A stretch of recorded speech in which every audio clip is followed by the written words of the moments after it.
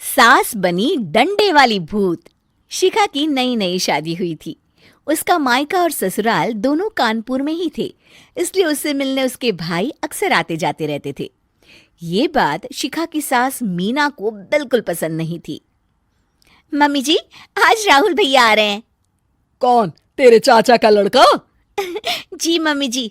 अरे पर वो तो दिल्ली में रहता है ना। हाँ मम्मी जी, उन्हें कल सुबह दिल्ली के लिए निकलना है, तो वो आज मुझसे मिलते हुए कल सुबह यहीं से निकल जाएंगे। हमने तो धर्मशाला खोल रखी है ना।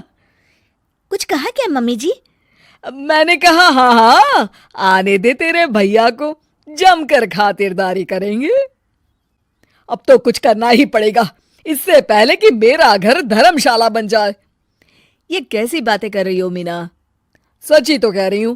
अभी इसकी शादी को साल भर भी नहीं हुआ और आए दिन इसके घर वाले आ धमकते हैं।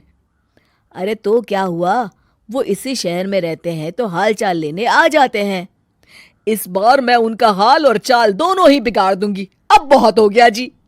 अरे ये कैसी बातें कर रही हो, हे भगवान, बस आप तो देखते जाइए। शाम को राहुल आता है। नमस्ते आंटी, कैसे हैं आप लोग?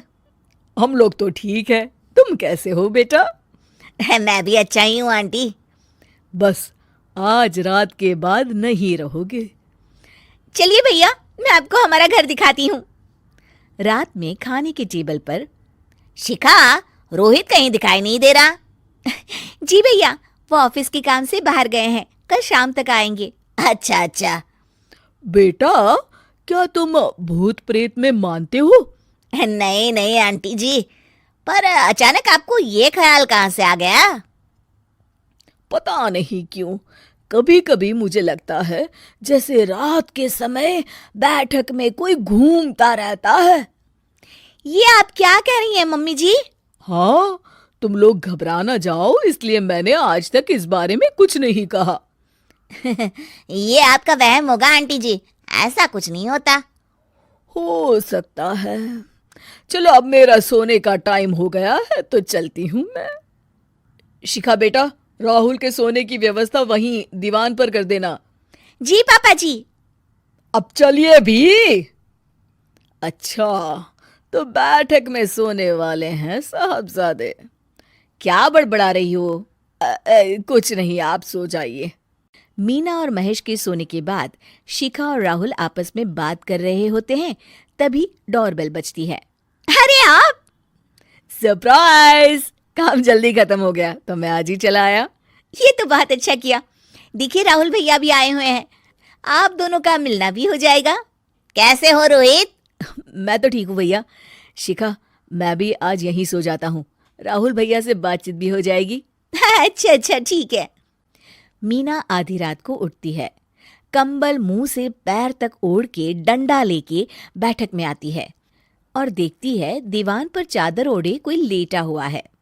देखो तो कैसे मजे से सो रहा है बहन के ससुराल में। मीना ताबड़तोड़ 4-5 डंडे मार देती है। अरे मर गया, अरे बचाओ बचाओ, कौन है? मीना जल्दी से अपने कमरे में भाग जाती है। हे भगवान, ये मैंने क्या किया? ये रोहित कहाँ से आ गया? लगता है ये नालायक राहुल मेहमानों वाले कमरे में सो गया होगा। आज तो इसकी खैर नहीं। उधर बैठक में, अरे क्या हुआ रोहित? मैं बाथरूम में था, तुम्हारे चिल्लाने की आवाज सुनी। पता है भैया, मैं सो रहा था, अचानक से कोई आकर मुझे डंडे मारने लगा। ये क्या कह रहे हो? लगता है तुम भी आंटी की तरह भूत प्रेत में मानते हो। नहीं नहीं भैया, सच में कोई आया था। मैं तो जा रहा हूँ मेहमानों वाले कमरे में सोने के लिए। इस समय अपने रूम में जाऊंगा तो शिखा की नींद खराब हो जाएगी। ठीक है भाई, जाओ तुम, जहां तुम्हारा भूत डंडा लेके ना आ सके। थोड़ी देर बाद मीना कंबल ओढ़ के डंडा लेकर मेहमानों वाले कमरे में पहुंच जाती है। वो बिस्तर पर सोए रोहित को फिर डंडों से मारने लगती है। अरे मर गया, अरे मर गया। तू भूत प्रेत में नहीं मानता ना? ये ले, अब डंडे खा। हैं? ये तो माँ की आवाज है। रोहित कंबल खींच देता है।